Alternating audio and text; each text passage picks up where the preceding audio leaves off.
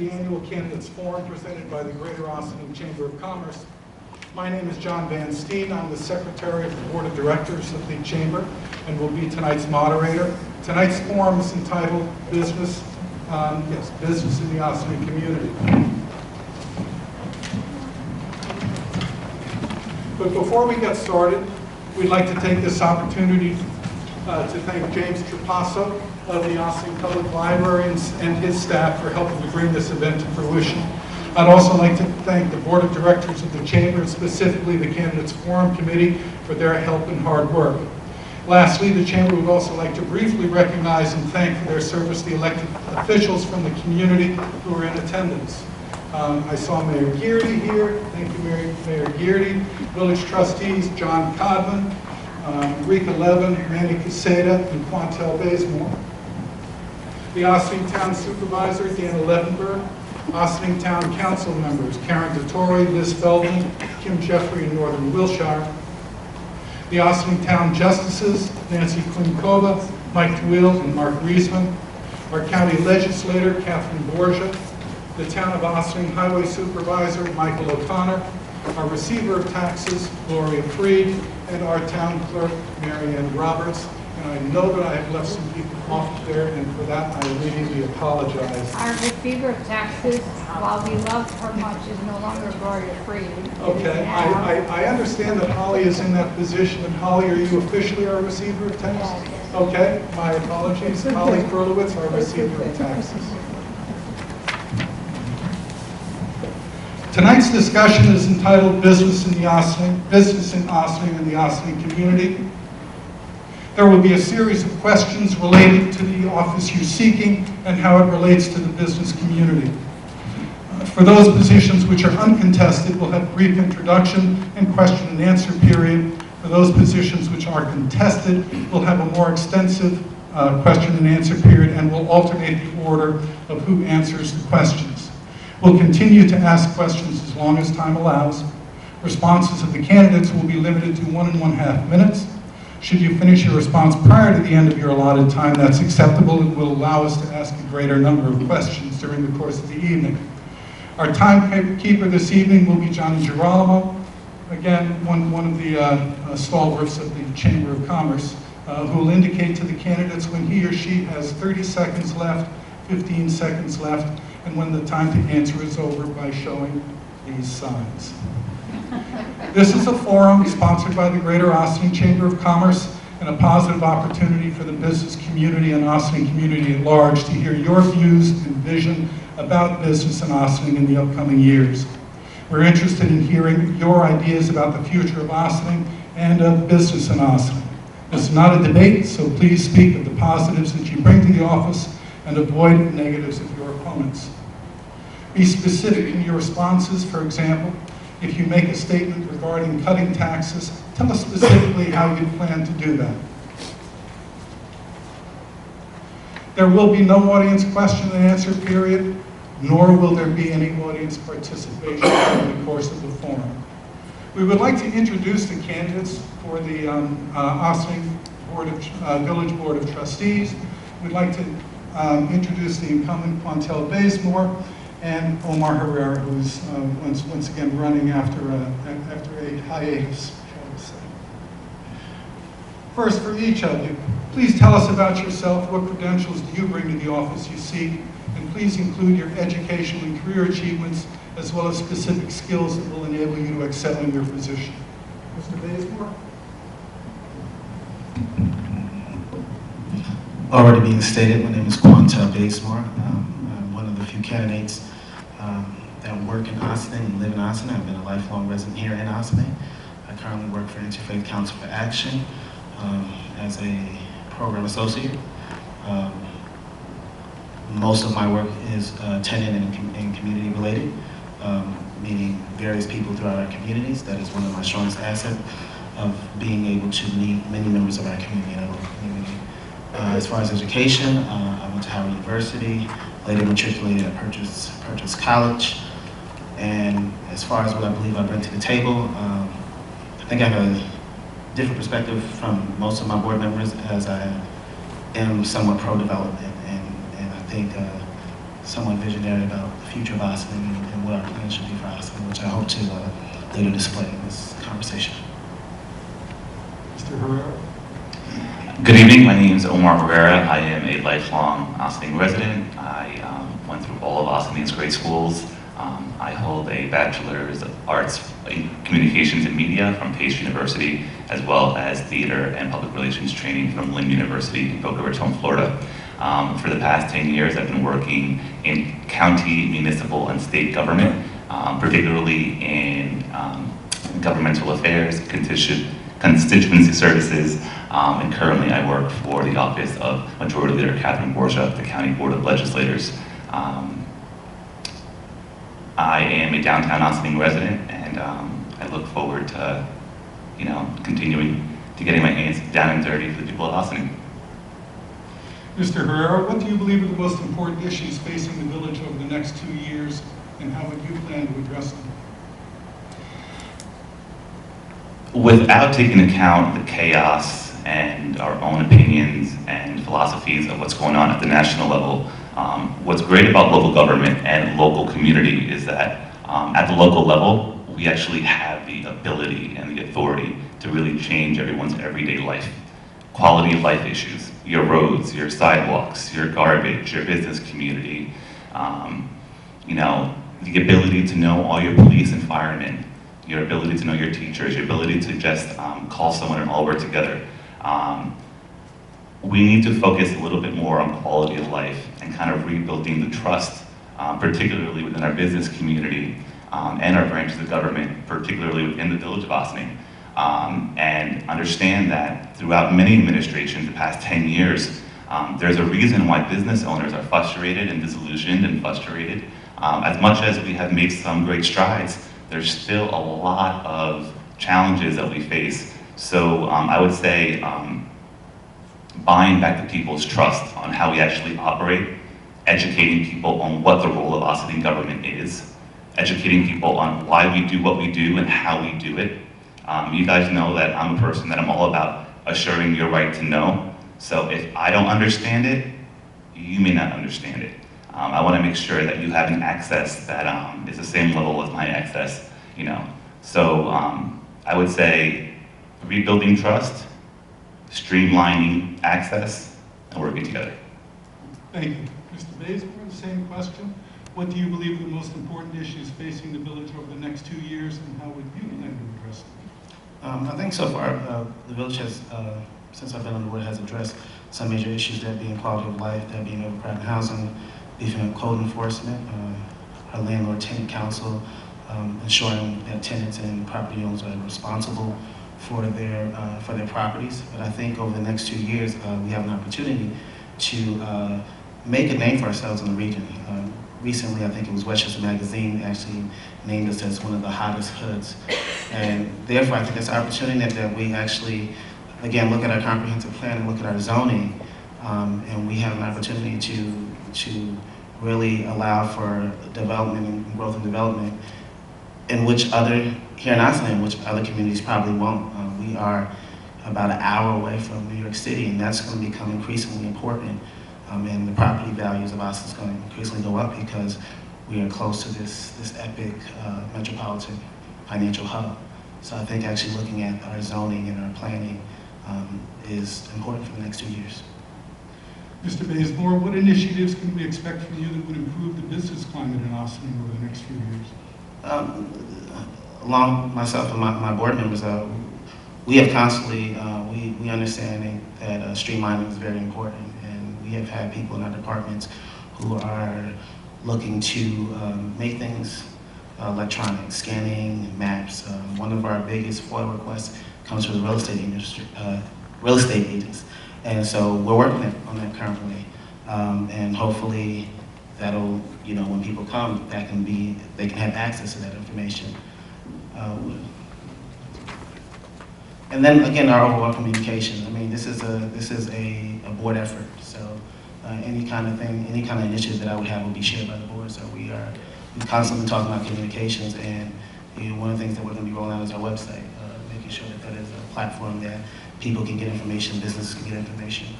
Again, it is a board effort, so do understand that any initiative I have, that we have. Mr. Herrera? I'm going to compile it into communication, but effective communication. We have, last I checked, 47% Latino community that is registered here in Ossining. It's a pretty substantial group that we love and embrace, and I'm actually part of, in addition to many other groups. However, how we communicate has to be at everyone's level. If I throw our village budget to someone and say, hey, read it, tell me what you think, the average Ossining resident's not really going to know what all those line items mean and what all that verbiage means.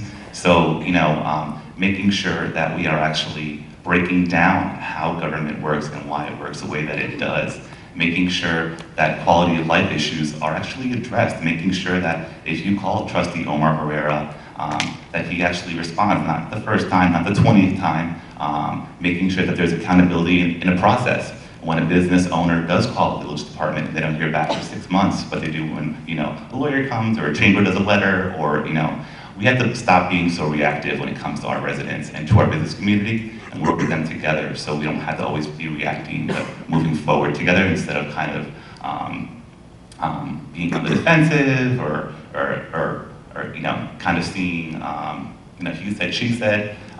Local government affects everyone directly, and it's one of the few opportunities that we have to make sure that the work that we're doing is being understood by everyone at all levels, whether you're a business owner, whether you're a renter, whether you own a home, whether you're Spanish, Black, Puerto Rican, Asian, gay, straight, that you actually understand what's going on and why we're doing it. Thank you. Mr. Herrera, and I'm actually, well, Mr. Herrera, the last time you ran for office, so this question goes back a while, but it's still pertinent today. You were asked the following question. A constant complaint to the Chamber from the business community has to do with the difficulty of the processes involved in obtaining the necessary permits and approvals for property development, particularly for existing properties. Has anything been done to streamline this process, and how do you plan to communicate this to current and prospective businesses? So when I first ran for office in 2014, that was a concern and a major issue that still exists today. The one thing that I can say pretty confidently is that it's still being addressed. It was addressed while I was on the board. It's still being addressed today. It's a very complex issue because you have institutional culture that has to change. How we operate has to change. How our employees are allowed to operate has to change. What we tolerate has to change. The stuff that you hear about at the grocery store, the stuff that you hear about how hard it was for Miss Smith back there to get her step fixed for her wheelchair, the stuff you hear from the person who tried to work with someone wherever it is. We have to continue working on it. I do feel confident that this current board, and along with me next year, will continue to work for it, but we have to do better. It's very hard. The village has had a lot of challenges and changes of staff for whatever reason. We had to find out a way to continue to push and give people updates as to why certain things are taking longer than they think they should, when in reality, there's a reason why it's taking a little longer than you would like.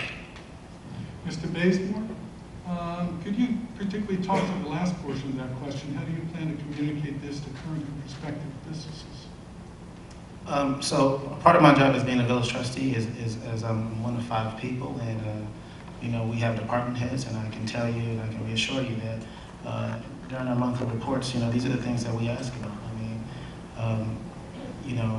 The village has, as Trustee Herrera stated, we have had some challenges, but we're looking to beef up certain areas like our code enforcement and building department. And essentially we're going to be requiring each and every year to find new ways, whether it's using technology to speed up the process. But again, this is government, it does take some time. And it's our job as local elected officials not to necessarily walk down to the building department itself, but to use our channels that we have, using our village manager, making sure that everyone in the village is accountable.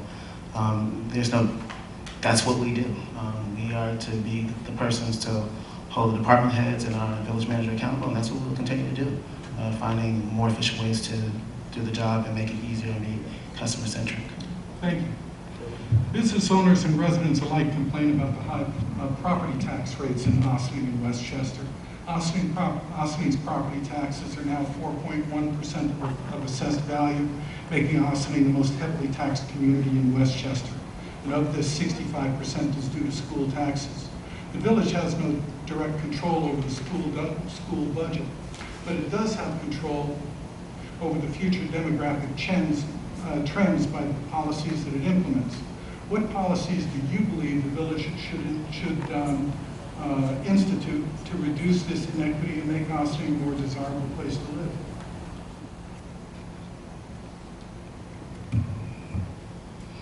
You know, taxes is a very taxes is a very touchy subject, right? We all want lower taxes and we want more commercial properties. And I think that when we talk about strategies, what we're seeing is just from the municipal standpoint, we have a lot of office spaces that have been vacant for some time, and it just seems that what people are asking is for more mixed use. I think eventually, you know, we need to kind of lay out the course of what that looks like for taxes and what kind of growth, when we start doing development, what kind of growth that look like. I think mixed use and increasing residential actually is a way to drive retail. We're at an age where, you know, people are not requiring office space anymore. So I think if we embrace the growth, there will be a pathway to eventually have a more amenable tax structure. Or I could go on to the next question. Just very quickly, we're very blessed. When I was in the Department of State, I got to help with the local government efficiency programs. And Ossining, I am proud to say this, when it comes to consolidations and when it comes to sharing services, is a leader that the state should be looking to how to actually operate and share. That I can say confidently and wholeheartedly. The town board, the village board, the departments, the county, the assembly, all these branches of government have worked extremely well throughout the years, whether it be our court system, whether it be our police, whether it be our town and village hall. So, and I'm pretty sure I can speak for both of them that they're always looking for ways to continue working together and save all our taxpayers money. So yeah. Please discuss the Sing Sing Museum project. And what steps is the village taking to aid in the development of this project, and how do you envision this linking with the rest of the Ossining community?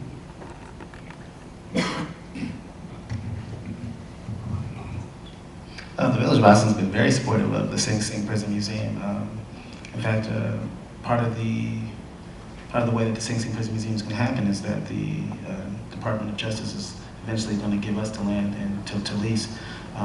We think that, you know, it's going to bring a lot of people here, and it's been projected that maybe almost 100,000 people will be coming to Ossining. So there's a couple of initiatives that we have taken as far as looking at trolleys and circulators to be able to catch that many people coming to Ossining and bring them up uptown to our downtown area. So we've been very supportive, and we're going to continue to be supportive in any way we can.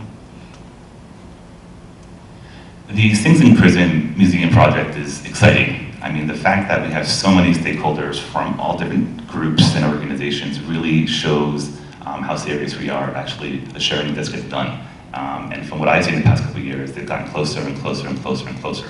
So we kind of have to keep that momentum going and really see how responsibly as a village we could, you know, aid in the development of making this project a reality. I also think, though, that we should also, while we are investing our time and our energy and making sure that that project gets done and is possible, that we also we reach out to other groups and other investors and other options and see you know, what other possibilities are out there in addition to the museum that we could work with our county government and our state government on. The museum's a great first step, and it's going to be ongoing. But we want to make sure that you know, we have other projects along line with it. Kevin Dwarka performed a housing needs assessment for the village of Ossining, and within that assessment he prioritized 8 strategies for the village to consider. Among these were appointment of an economic development specialist to support the village's planning and development director and proactive code enforcement. Which strategies of Mr. Dwarka's will you prioritize for the village? what stuck out to me the most was the code enforcement in the building department. And I feel that, the village has been working on this already, and I will be very supportive on continuing to find ways to redevelop and give the tools necessary to really address all the concerns of substandard housing, or as we know it, illegal housing, right? Our term has been, and really making sure that that department has the manpower and the resources and all that they need to get their job done. And also continue the conversation about what housing means in Ossining, and assuring that Ossining remains a place where no matter who you are, what you do, how much money you make, that you can continue to live here and be an awesome, Ossining resident and contribute to our big community. So I can tell you currently right now, the Village of Ossining is looking to fill some of the gaps in the building department. So that's an initiative that's already ongoing. There were several strategies there that was laid out in Kevin Jorgen's report. It's actually budget season now, so whether economic development person will come this budget season or the next season, I think we're still working to flesh that out to see exactly what the needs are. There was also a recommendation to look at parking. The Village of Ossining is going to be looking at parking. I think there's various strategies that we can use for parking, and one of that is making sure that we price parking the right way. And we do have some control of that, so I can actually tell you that this year I will be fighting to make sure that we have some of the right pricing, definitely for our tag parking. And then there was the affordable housing law. I think that's something that I'll be working for this year as well. There's a number of strategies that I think that we will be definitely pushing towards to support. The Downtown Redevelopment Working Committee report was highly lauded by all members of the village government. Among its recommendations were to hire a downtown manager or business actuator, explore the feasibility of the downtown development engine, realignment and restriping of Route 9 and reconfiguration of downtown parking, which you just mentioned, including the introduction of a muni-meter system. Which have been discussed by the village board, and which are your priorities? So, somewhat discussed. I mean, I've shared with my colleagues, definitely the muni, the multi-paying parking station. I think that's a real capital project. I know when Portchester did it a couple of years ago, it cost about $600,000. White Plains had used the same vendor as well. I think that's an ongoing conversation. That's something that I actually want to see, because it's one who not only shops and eats in Ossining and actually goes other places. I think we need to make it convenient for people to park. And I think it's worth the infrastructure. I mean, that is parking is a revenue for the local municipality. And I really think that is something that we really need to focus on. So that's something I'm definitely going to be advocating for, because I think that's one of our missing pieces as we start to look at parking in general. So what I got from the awesome presentation of Ossining volunteers who spent so much time on this report was, look guys, we spent a lot of hours, we threw a lot at you, but what are items that we can do now? And by now, I mean like 4 months, 6 months, a year, 2 years. That yes, we have bigger problems and challenges that we could address, and what stuck out to me was also the parking, really just having a conversation about parking and how we're going to restructure it, if we're going to restructure it, how that looks like. But what stuck out to me was open spaces. What are open spaces that we had that can be reconfigured, reimagined, re-envisioned? I won't go into it now, but there are small little parcels throughout the village, even ones that you would never even consider to put a bench or a chess table or whatever. Then also the village, we're not in the business of real estate, yet we own so much property that we're not really using right now. Yeah, we may rent it right now, we may use it for storage, but there's a lot of property that we're sitting on.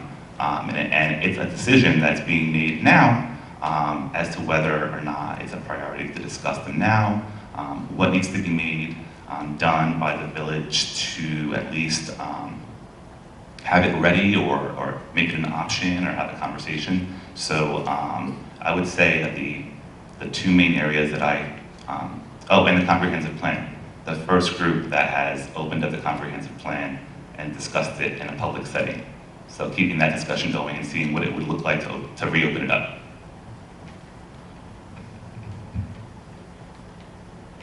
The village recently hired Deborah McDonald as its new village manager. How do you view her role going forward? And what support will the village board give her regarding implementation of many of the recommendations of the DRWC?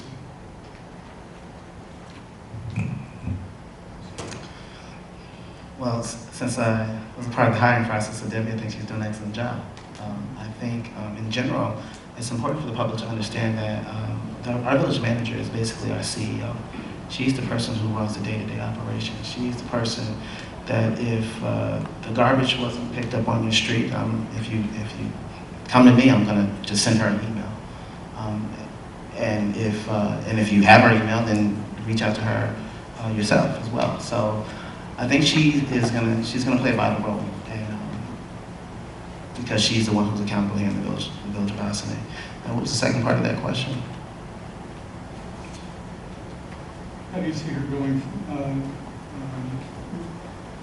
the village board regarding implementation of many of the recommendations of the DRWC? All right, I think actually when it comes to the implementations of the DWRC, it's going to have to start with the board first, right? Because there's some things dealing with policies, there's some things dealing with hiring. So the board first has to make that decision of what they're going to implement, and then if it's the directive of the board, she will be instrumental in actually making those things happen. So I had the opportunity of meeting our new village manager, Deb or Debbie, I'm not sure what I'm allowed to call her, but I read her resume, I knew what she did before, specifically when it came to economic development, which is an area that we're working so hard to really address and see what it means for our community. I think it's also really important for the village residents to know that, as Quantel said, we need to have a discussion about knowing your role.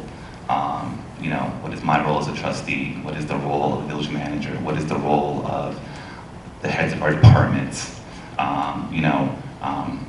So ours would be policy and influencing people. Theirs would be operations, right? How do we work together, right? So I'll actually be sending a little email to a bunch of people and kind of helping me to do a chart breaking down kind of like what the balance and structure and separation of powers are and how it works in government. And NICOM actually has a similar version, but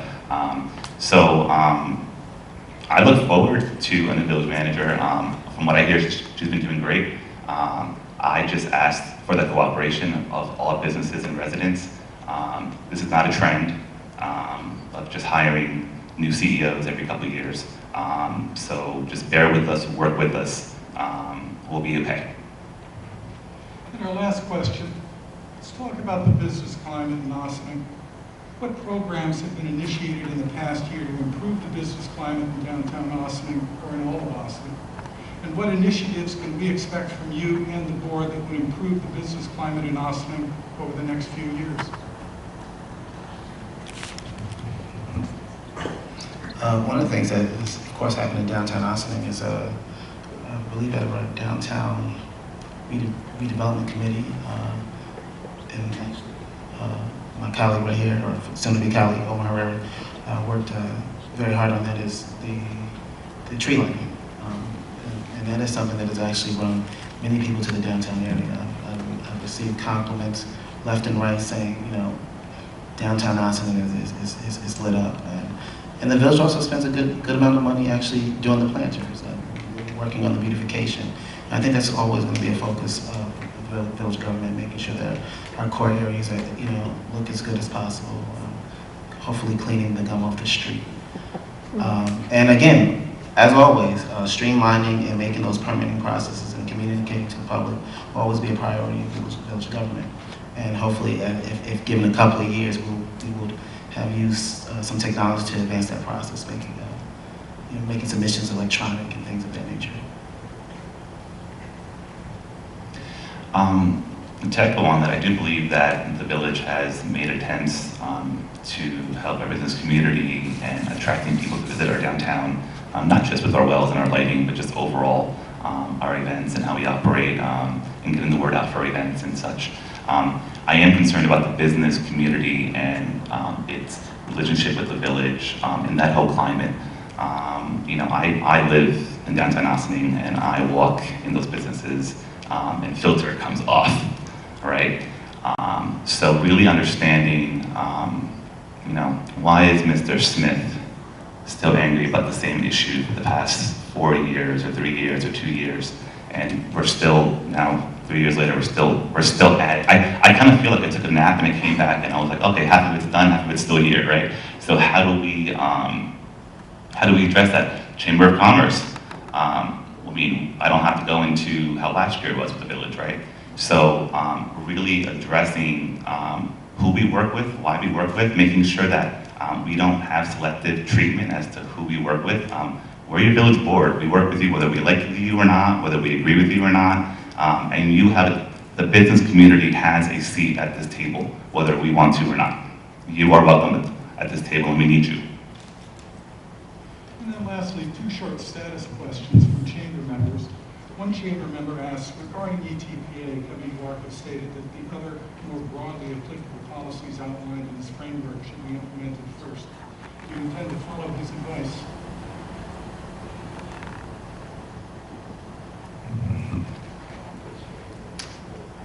So there were a number of things recommended.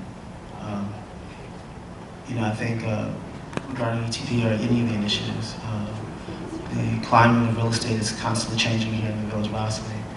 And with regards to ETPA, we'll see what the public says, right? We'll see what the tenants are saying. ETPA is one of the issues, but it's an important thing. It actually keeps residents from being displaced. And if there's a push for ETPA, and I was in support of ETPA last year, and I'll be in support of ETPA this year. That hasn't changed because it's about all our community and all the residents of Ossining, and everybody plays a valuable role. And so I understand Kevin Durkin's report, but I think number one, I think some of those suggestions can be done more than once, actually at the same time. And I think ETPA is just a part of a larger conversation, particularly when you're taking into account the amount of development that's going on in the village, the kind of housing that's happening in the village. I would like to end the conversation of last year's discussion about just affordable housing and ETPA, and public hearings were had, discussions were had, and I don't know what happened after that. So we have to just continue the conversation. Personally, I would like to see a vacancy study first before us looking into any other program that the state offers or county offers, and see what the vacancy study means for Ossining. And let's have a discussion about that. We're a group that always uses facts and experts, so let's continue to do that when it comes to this. That affects people directly. So I would say it would be disingenuous to answer that question until we finish the conversation and push for a vacancy study. And lastly, another chamber member asks, what's the status of the traffic circle idea of downtown Ossining?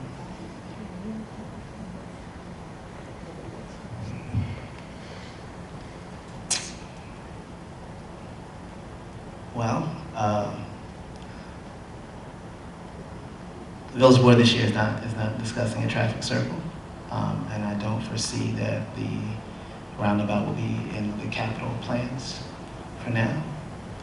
There was an EIS, environmental impact statement done with a negative declaration. So at any time that the village government sees fit to do a traffic circle, they can bring it up. But I think if you want to know the status, just look at the budget for the coming year. And I just want to end with this: is you will know a village's priority by looking at its budget. You will know the plans of the village if you look at its budget.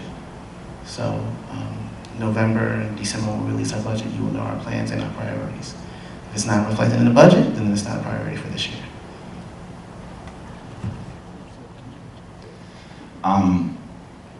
The dialogue, which is the word I'll use for what happened in the conversation about traffic options at the historic Five Corners, I'm happy it happened because it forced the creation of the Downtown Working Committee, right? It finally gave the chamber an opportunity to really mobilize and get people involved. we get about 4,000 voters in the village of Ossining for an election. The fact that you got even 1,000 or plus to stand up with you and ask questions and really get involved in government again and get out of bed and is huge. Thank you for that. As far as the roundabout, I think we heard loud and clear on both sides that people just wanted to stay in the process. And what I said last time was, when anyone, in that particular case, when the chamber, I'm bringing this up because it was brought up by the sponsoring organization to do a permissive referendum, regardless of whether the required signatures were received, legally you could have still had a referendum vote. You could do it, as the board. So we need to, that kind of just slim down, but it's a very sensitive topic. Bring that up to the board or their business owners, and we have to know what that created a movement in our business community. And we have to get past the us and they. Both sides had moments that were inappropriate and were challenging, but it showed the true colors of how we operate. And no one in this political climate wants to be told what is best for you without you in the process. Great, thank you very much. And thank you very much to Quantel Bazemore and Omar Herrera. Let's give them a big hand.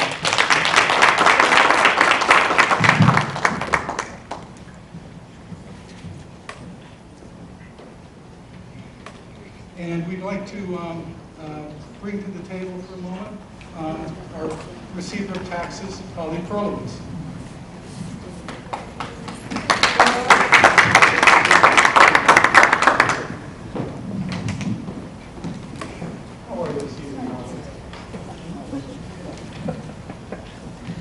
Holly, please tell us about yourself. What credentials do you bring to the office you seek?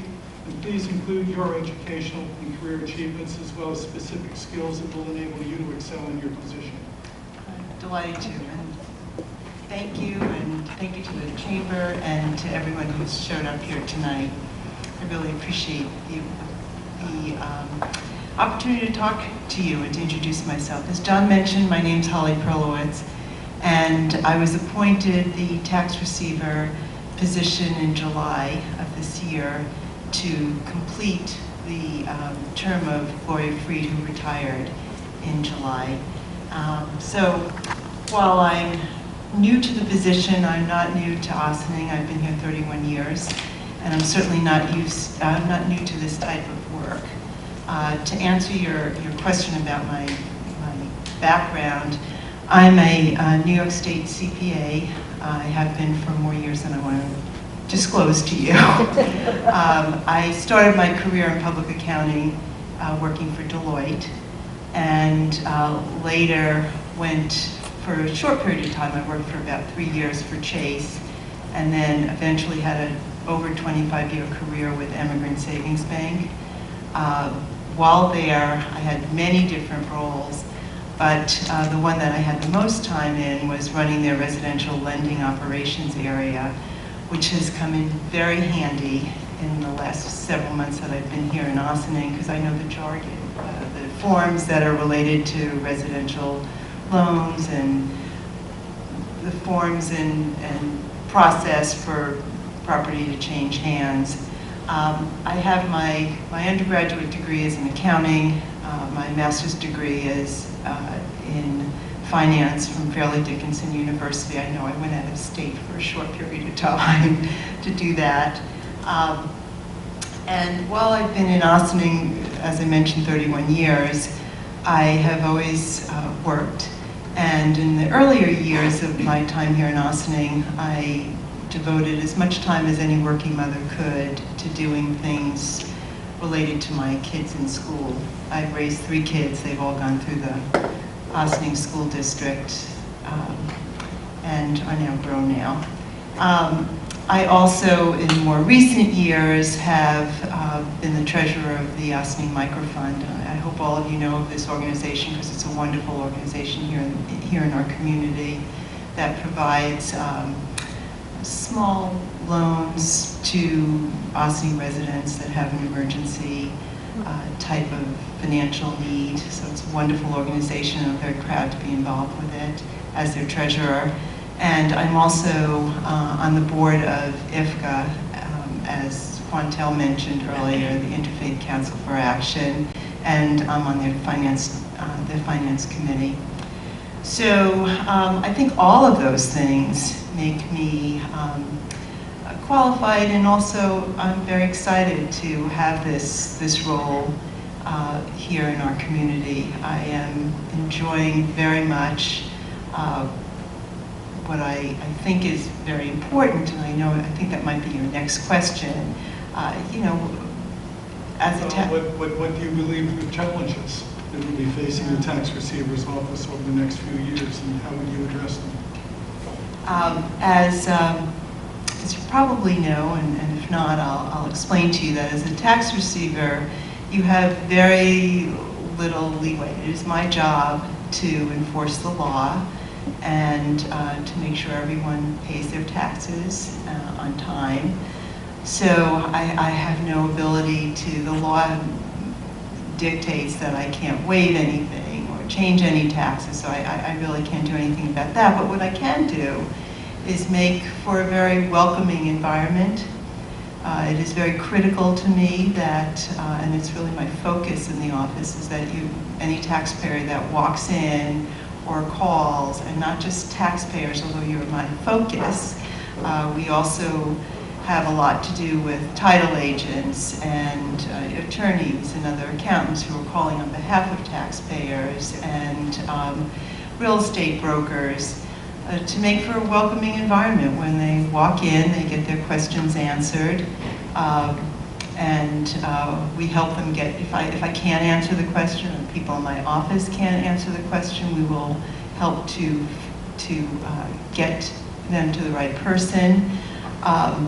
I am continuing what Gloria started in terms of trying to communicate via email and sending email alerts. Everyone is busy, and as you probably have recently, all of you know that you pay your school taxes in 2 installments, and people forget, and something arrives in their mailbox and goes on the kitchen table, and children's schoolwork goes on top of it. So these alerts are a way of just making sure that the taxpayers know. So what I think is important is, again, to make for a welcoming environment. I also think obviously accuracy is important, and I care very much about that.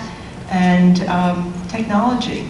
You know, I'm hoping that in a short period of time that we'll have the resources to modernize some of our systems, but until then, I still believe that there's a lot that we can do with our current system.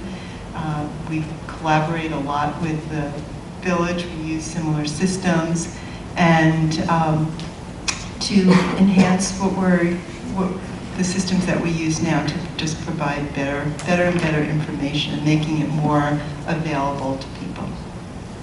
Great, thank you very much. Many thanks to Holly Taylor. On the Democratic Party line. Our next discussion will be with our town candidates. Our town supervisor, Dana Levenberg, and running for town council is Kim Jeffers, and they will be running on the Democratic Party line.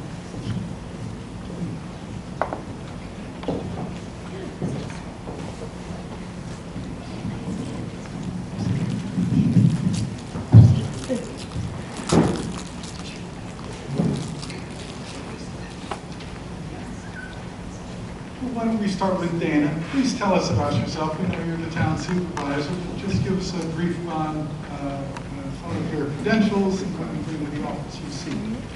Good evening. Thank you so much, John, and thanks so much to the Greater Ossining Chamber of Commerce. I'll thank both Johns. I'll also thank Tom Campanella for filming this for GoTV. My name is Dana Levenberg. As you mentioned, John, I'm currently town supervisor for the town of Ossining, and I have been for about 1 3/4 years. I moved to Ossining in 1997 with my husband, Stephen Hirsch, and my 2 sons, Caleb and Eli, who both graduated from Ossining High School and were very well served by the schools. I may be a little bit biased because I served on the Ossining School Board for 9 years. and that overlapped with my work as Chief of Staff for Assemblywoman Sandy Galiff, and I had an opportunity to learn an awful lot about government at the state level, as well as how we serve people at the local level, and about constituent services, which is critical to all levels of government. I also was proud to serve my community by starting the Ossining Microfund, which you heard a little bit about from Holly Perlowitz, which is now in its 12th year, having loaned over $65,000 to community members who faced one-time obstacles at no interest, and these are small loans, and I'm very proud of that organization, which I co-started with Catherine Borgia, county legislator. I'm also pleased and proud to have run and won for Ossining Town Supervisor in 2015. Over the last 2 years, we have achieved so much while keeping taxes under the tax cap. We've improved our parks and infrastructure. We have collaborated with other public entities and organizations and improved the economic, social, and physical health of our community. And I think we have an awful lot to be proud of in all of that. And I look forward to continuing that good work for all of the people of Ossining and for the region in general. Thank you. Ms. Jeffrey? So I started my career in banking for a few years, and I decided that while I appreciated financial information, I did not want to stay in there, and so I went back to school and I became a certified paralegal. So the bulk of my career was spent in law firms. I worked for employment labor law firms where we represented municipalities. I've worked very closely with fire departments and police departments and DPWs on the inside, and also with collective bargaining agreements. So there's a portion of that that lent itself very much towards municipal government as well as the financial part. And then after I took a leave from there, I ended up working for State Senator David Carlucci. I've been with him for almost 5 years, which surprised me because it was kind of like a blink of an eye. And in that, as the town supervisor has stated, I actually worked with her when she worked for Assemblywoman Sandy Galiff, and we worked with different municipalities and constituent issues and municipal issues.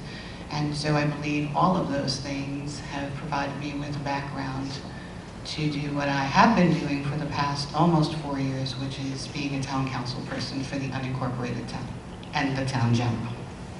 Thank you. What do you believe are the most pressing issues facing the town of Ossining over the next few years, and how would you address them? Ms. Jeff?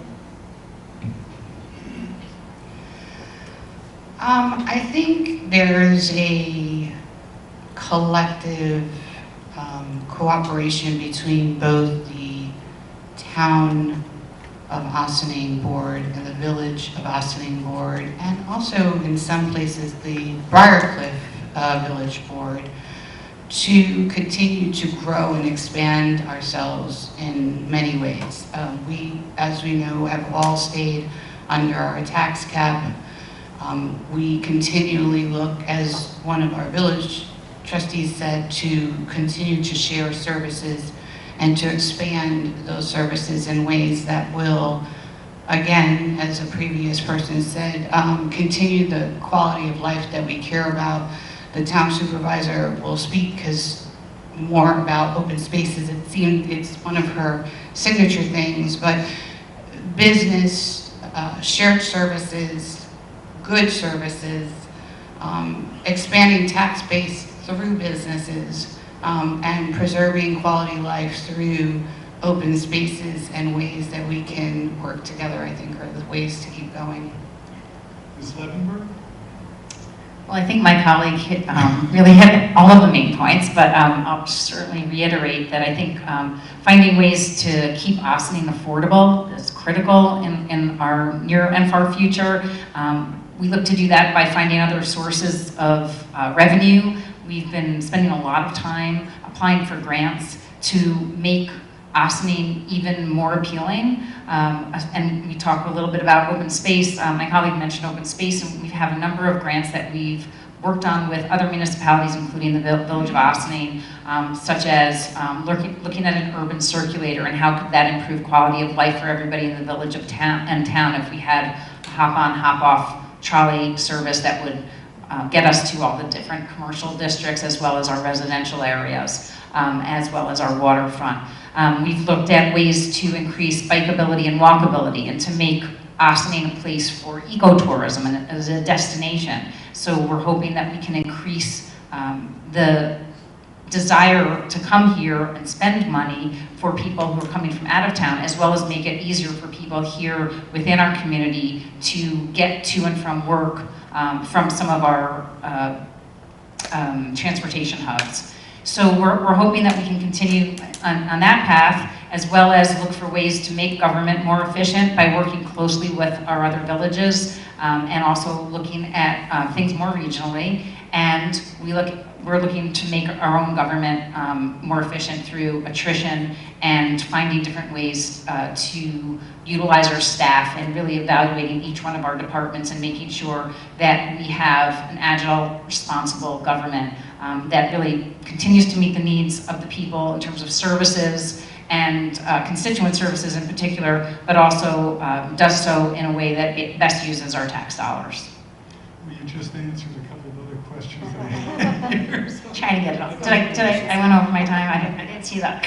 Yeah. I wasn't looking your way then. So what will you do as town supervisor or as town council person to directly affect the ability of the town and village to attract business? So first, we love to work with our Chamber of Commerce, and we did so most recently applying for the Mayor's Challenge grant, which is something that Bloomberg Philanthropies put out, and we brought the Chamber in as well as a number of other important community stakeholders such as Open Door, and we also brought in Pace Land Use Law Center because they've done a lot of work on developing healthy communities, and downtown redevelopment, our village, and looking for ways to collaborate on making Ossining an innovator. So this is something that we believe is critical in how we move forward and how we bring business to the table, making us a destination. We applied to the Mayor's Challenge for something called an autonomous urban circulator, which is possibly an innovation that's taking place around the country and other communities as a pilot, and we were looking to see if this might be something that's feasible in Ossining. This is just one of many opportunities that we've worked on with the Chamber, and we will continue to work on with our businesses. We're also looking, we had our presentation recently about reimagining North State Road, which is the main commercial hub in the unincorporated part of the town, and finding alternative ways to make North State Road more bikeable, more walkable, and more user-friendly, which would then make it more business-friendly. And we continue to look for efficiencies in government to make our tax rate more competitive, and that's something that we also know will attract businesses. And finally, we try to promote our businesses at every turn. We utilize them for our own events, and we also always look to promote them through our weekly web blasts and any other ways that we have at our concert series and any other ways that we have within our town communication stream.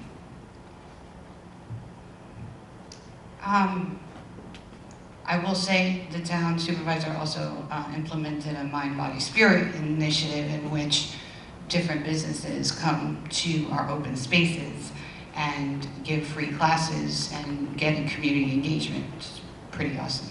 I also think the boots on the ground and speaking to our existing businesses is extremely important to attracting new businesses. Because if you have a business community that is happy and feels listened to and feels responded to and supported, then that message is going to get out. Most business people, as we all know, have networks and interactions with other people, communities, business owners, and so I think we had started an initiative in the unincorporated town a couple of years ago, and we probably should restart that initiative, which is going to the businesses on North State Road and in our area and speaking to every owner and really getting to know who they are and having them get to know who we are. And I will say that I have done that as well also in the village, because we have that connection. And so I think one way to attract business is to speak to our existing businesses and have a relationship with them. The work of the Downtown Redevelopment Working Committee was lauded by all members throughout Ossining government. In what ways do you envision the town working in conjunction with the village to realize some of the recommendations of this committee? I did follow that, and I did go to a lot of the meetings, but there were, no, I didn't go to those meetings. I went to Kevin Dorcas meetings. I'm not sure I remember offhand exactly what their bullet points of initiatives were. If there's any particular ability for you to kind of throw some of that out there. But I will say in a general, it's a weird connection, right? We are the government for the town of Ossining, but our direct connection is really to the unincorporated town. However, having said that, I work in the village of Ossining, and so I walk around there, and as much as I don't have immediate oversight of what's happening there, I do have a lot of relationships. And so I think continued work together in terms of highlighting things. The Briarcliff Village of Ossining and Town of Ossining did a solar panel initiative. So not only did that get our residents to have better energy, it also brought a business in that was able to expand itself. So I think by keeping those connections, that's one of the ways that we can expand. And if I didn't answer that well, ask me a different one. So this is how we're collaborating with downtown redevelopment? Yeah, it's collaborating. We understand that the DRWC was principally a village thing, but in many ways the village and town work in conjunction with each other. We do. There are some transportation issues that, for instance, were raised by the Downtown Redevelopment Working Committee that would work well with the town. I was wondering if that was on anybody's radar screen. Well, I don't necessarily know that we're focused on the same kind of parking issues or the same kind of other challenges that the downtown has, because so much of that comes out of planning and zoning, and we don't really have jurisdiction over that in the village. But we do, again, get to look at some of that for North State Road, and we recently completed some zoning changes in the town that were probably took a little bit into account some of the work that the village had been doing by adding artist-led workspaces into our town code for the Crotonville area, and also working closely with businesses and residents to find a happy balance that would work for everybody who lives in the area of Crotonville. And also we work closely with the businesses and try to be as responsive as possible to the businesses on North State Road in terms of how our codes reflect what the needs of the businesses and residents are. So we're always working on finding that balance, and we did work specifically to bring the Downtown Visioning Committee in to that Mayor's Challenge grant, because it was something that we felt would serve both the village and the town, and we'll continue to work on that together as we look for innovative solutions to our municipal challenges. One chamber member writes, what is your position on the proposed major expansion of the Sunshine Home and other issues being discussed in the greater T-Town area? So as many of you know, the Sunshine Home is actually in Newcastle. And the Sunshine Home, if anybody's had the opportunity to visit, knows that it serves some of the most needy children in the world, and certainly in New York State. So as far as what the mission is of Sunshine Home, I'm speaking for myself, but I believe that our board is very supportive of the mission of Sunshine Home. And we continue to be supportive of the need to meet for that particular development to meet the needs of the most underserved people. But of course there's a balance and there's an environmental balance that we need to take into account, because as Sunshine is looking to expand, we also understand that has environmental impacts, and we have asked as an involved agency for the town of Newcastle to require a full environmental impact study. We've requested it a number of times, and I don't believe that they had decided to go forward with that, but we still feel that it's critically important for that to be undertaken before the full expansion can go forward.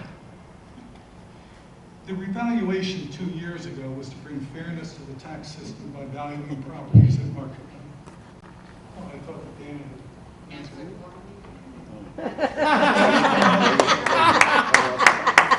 I have this thing about liking to answer my own question. While as a board we did request an EIS, which is an environmental impact statement, that was quite some time ago and it was rejected. They determined that they would not do so.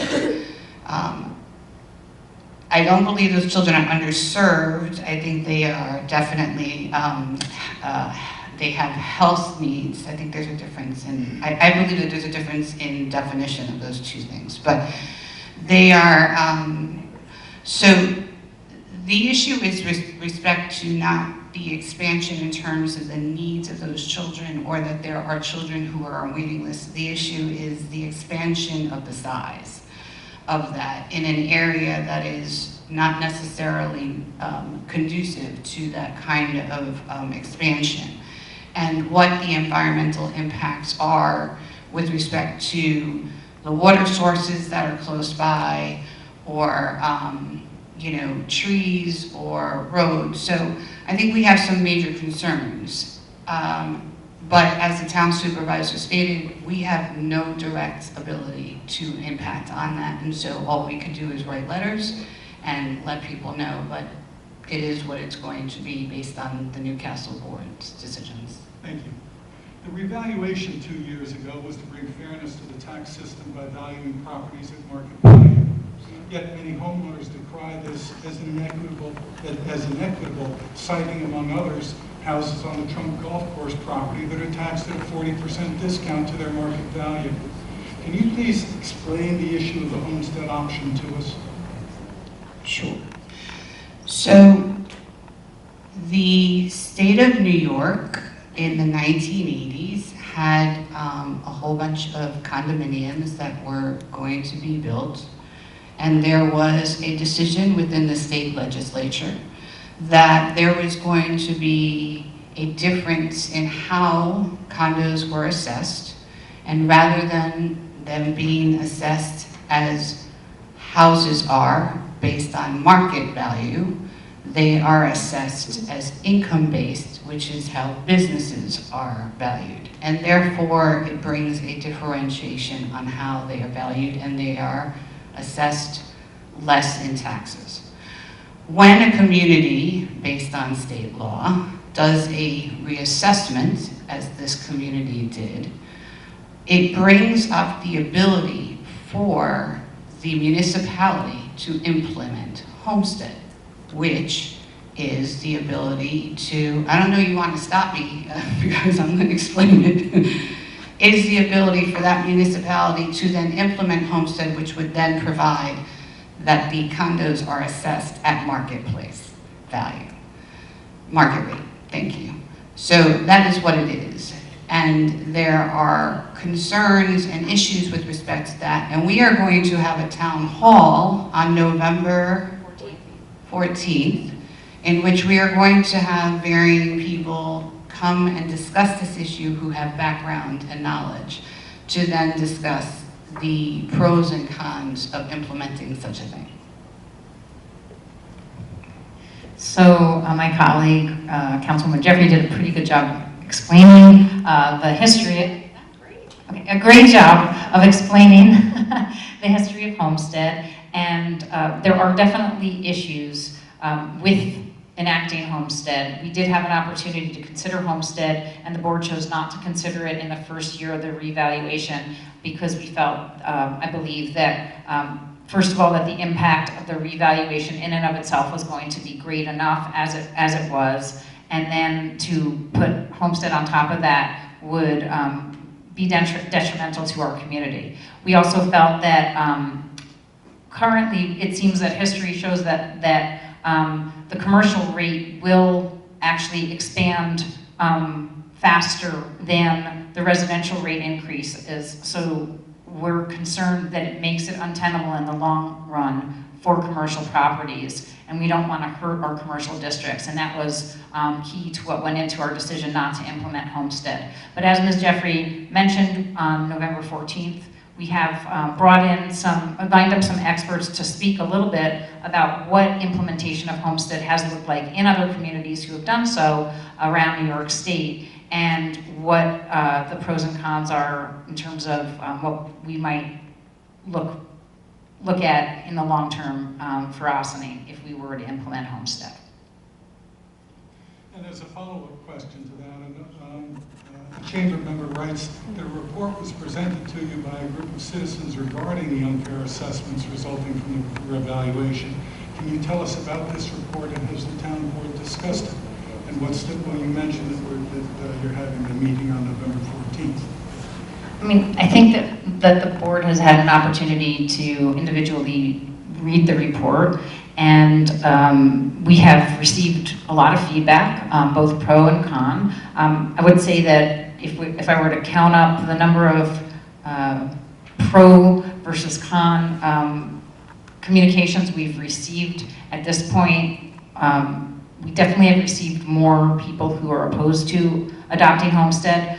So we wanted to make sure that we brought some folks to the community to explain a little bit about what it would really look like and how it has impacted other communities, because we think that that would be the best way to give as many people as much information, as much solid information as possible as they continue to advocate for or against it. And I think then we will have continuing conversations to try to decide what will best serve our community in the long term. I will say that no matter what happens, if the town were ever to decide to adopt Homestead, that would just be one municipal unit that would make that decision. But at that point, the school district and the library and the village would all have to decide if they wanted to implement Homestead. The county could not adopt Homestead because they have not undergone countywide reassessment, which would then require the town to keep two sets of roles, and that would probably also require more employees for the town. So I just want to add that. Thank you. Another chamber member writes, building bridges between the town and local and community groups is as important as balancing the budget. Explain what measures you've taken to improve the relationship between the town and the Ossining Boat Canoe Club. Okay, well, one of the first orders of business that we had before us with the town and the Ossining Boat and Canoe Club was that there was a license agreement that was up, and the boat club asked us if they could have a longer-term license agreement. So we worked very carefully to craft an agreement that would be respectful of all parties and protective of all parties, and very pleased to say that we were able to successfully negotiate a 5-year license agreement with the Ossining Boat and Canoe Club, and we continue to work closely with them on any challenges that come up, and we'll continue to look forward to a healthy relationship with them because we know what an important role the Boat and Canoe Club building, which is a town building on the Ossining waterfront, is for our entire community. Thank you. And our last question, we understand that New York State has funds for green landmarks, and can you tell us what steps the town is taking? For green landmarks, okay. I'm not familiar with that particular area of funds for green landmarks, but I will tell you that that Ossining received a $30,000 grant from Hudson Valley Greenway to look at open space connector bike and pedestrian corridor. So we're hoping that working with the Village of Ossining, the town of Newcastle, as well as the Village of Briarcliff and the town of Yorktown, we can come up with a wonderful plan that will connect up the downtown and the waterfront Ossining all the way over to the North County Trailway. So we have a reason for people to bike and walk from point A to point B and every place in between. And we're looking at making sure that we have almost like a ski map of ways that people can access all of our different wonderful assets, our open space corridors, from all the way over from the Old Croton Aqueduct, the Sing Sing Hill Greenway, to the Briarcliff Peekskill Trailway, our downtown, our commercial district and our downtown of Ossining, as well as North State Road, Village of Briarcliff, and then out over to Millwood, the hamlet of Millwood. So we're working very closely also with the county planning department, and just as recently as today, we drafted a letter to our county legislator requesting that the work that they're currently doing on Pleasantville Road to repave and expand Pleasantville Road and fix up the curbs, they might, if possible, consider the safety and feasibility of adding a bike lane before they finish the striping on that road. So we'll continue to look for opportunities to collaborate with the county and all of our local villages to make this a destination for ecotourism and also to connect up all of our sites for people to enjoy. Great. Well, thank you very much. Thank you very much, Ms. Levenberg.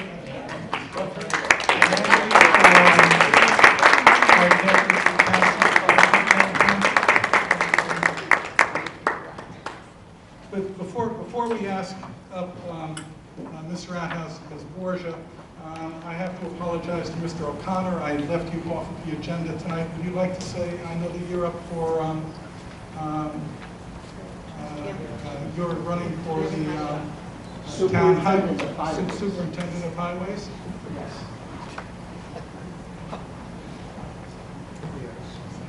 Thank you very much. I'll try to keep it very short.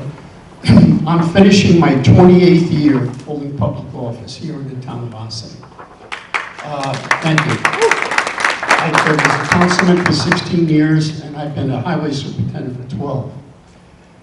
I find being a highway superintendent the most rewarding job anyone could have. I pick that phone up, and I have an old person, a widow or widower. Mr. O'Connor can help me, I can't move this or that. And I'll go over there myself and I'll move a TV or a small refrigerator, whatever it is, to help them get it out.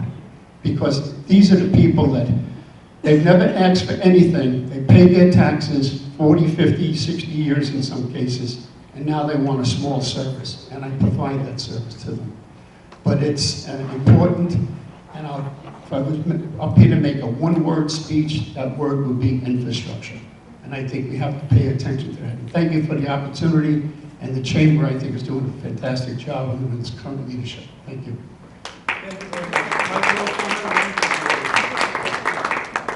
And now I'd like to introduce Mr. Robert Outhouse, Ms. Catherine Borgia.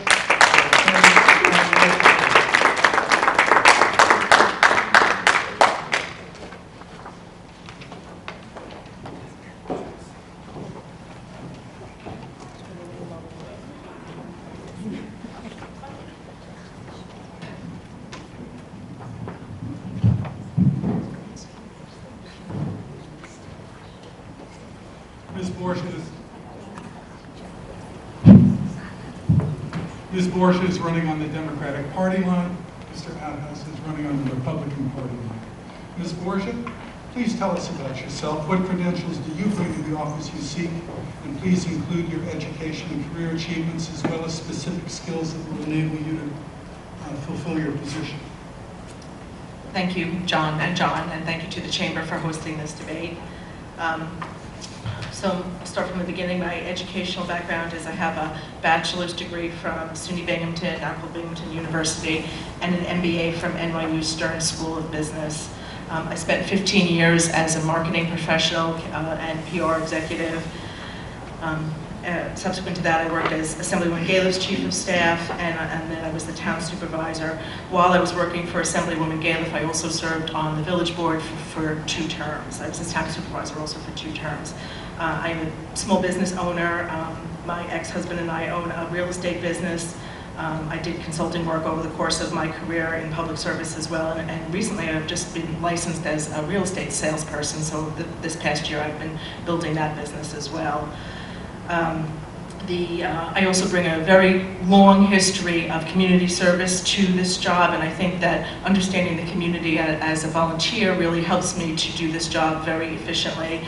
I co-founded with Supervisor Levenberg the Ossining Microfund. I was the PTA president, president of the Junior League. I was the statewide chair along with Councilwoman Karen DeTore for an advocacy group for domestic violence and women's and children's issues. I was a CCD teacher at St. Augustine's for 10 years. I served on the T-Town Advisory Board. I was a Girl Scout leader. I served as several jobs on the Rotary, including president. I've been a volunteer for IFCA, for the Ossining Food Pantry, for the Ossining Library, for the Open Door Family Medical Center, and I served on the T-Town Advisory Board.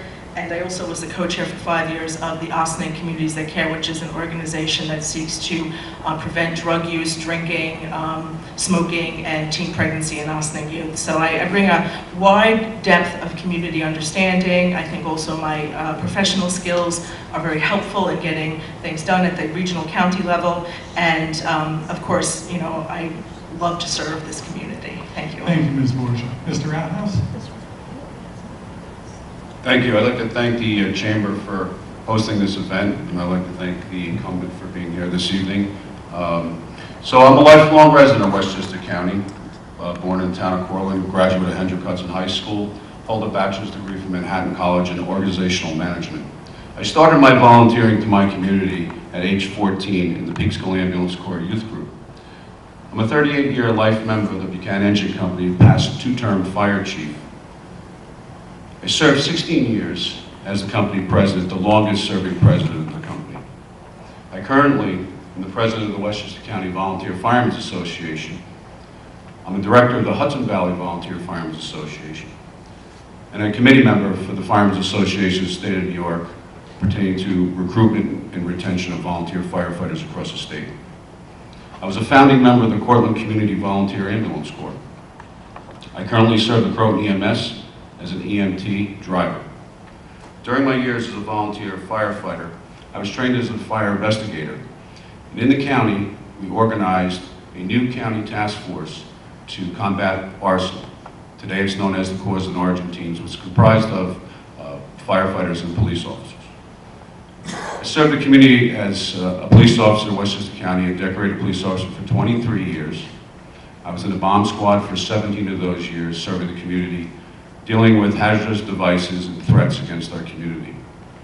I look forward to serving as a county legislator and bringing back the thing I love to do is to serve the people of Westchester. So thank you very much. Thank you. Mr. Outhouse, what do you believe are the most pressing issues facing Westchester County over the next few years, and how would you address them? Well, the first and foremost is the Indian Point closure. Currently, we have two committees, one from the state and one local committee. I've been at several of those committee meetings, and we're just talking about what's going to happen, but I don't think anybody really knows what's going to happen. And that reverts back to the filing of the secret. The environmental impact statement is a requirement and should be completed so that the committees and the public can know what we're going to be faced here in the local community, Westchester, Ground Zero, Buchanan, in the town of Cortland. Ms. Borgia, what do you believe are the most pressing issues facing Westchester County over the next few years, and how would you address them? Thank you. So I do believe that infrastructure, like Michael G., is a very critical issue that we need to work on in Westchester County. As you know, we are an older community. We have a backlog of about $2 billion worth of infrastructure projects that I believe should be fast-tracked so that we can not only get people back to work, but also improve the infrastructure that makes Westchester a more desirable community that helps economic development.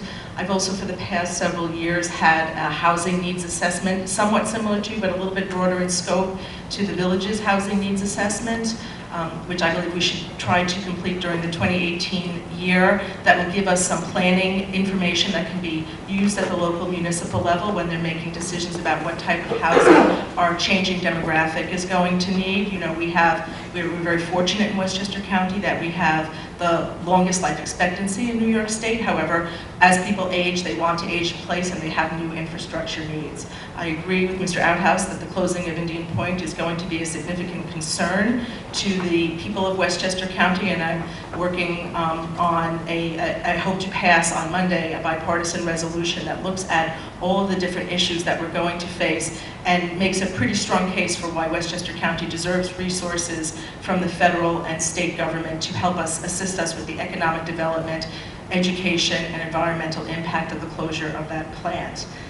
I've also been working sort of long-term through the Families Task Force, which I co-chair with Kathy Hallis, the chair of the Child Care Council, to look at our short-term, long-term, sort of blue sky transportation needs in Westchester County, because I think transportation is going to become a more critical issue as our demographic changes, and also is very critical for attracting new businesses. We worked for a very long time at the county board on vetting a development project on the parcel that the community college and the medical school are on, and it's going to be a very exciting new development. But we realize that if we want to have professionals and people of all levels working on the parcel called the North 60, we're going to need some new transportation options for those people. Ms. Borgia, what is your plan to help the economies of the river towns and to help Ossining? Sure. Well, of course, Ossining is my home, so I will indeed help Ossining, but I think that you can't really separate necessarily the river towns from the rest of Westchester. So I do think all of these issues are interconnected. I do believe that we need to work on our infrastructure. I do believe we need to work on our economic redevelopment. I think that we've really seen, and the Chamber is to be commended for this, we've really seen the rise of small businesses and how they impact the community in so many multiplier ways. You know, they not only employ people, but they also bring money into the downtown. I was out with some of the town employees yesterday at an event, and it was very nice to see how engaged and alive our beautiful downtown was last evening, and the beautiful lights that the Chamber has sponsored and the Downtown Committee has sponsored. So I think we need to work on infrastructure issues, we need to work on housing issues, we need to work on planning issues, and all of that increases the desirability of the river towns, Ossining, and frankly all of Westchester. So that's where the regional government can really help in the process, because we can provide the sort of the planning resources, and we can also provide the advertising resources of things like participating in a program like the Sing Sing Prison Museum, for example, that attracts people to not only to Ossining, but to all of Westchester County. Thank you. Mr. Outhouse, what is your plan to help the economies of the river towns and Ossining?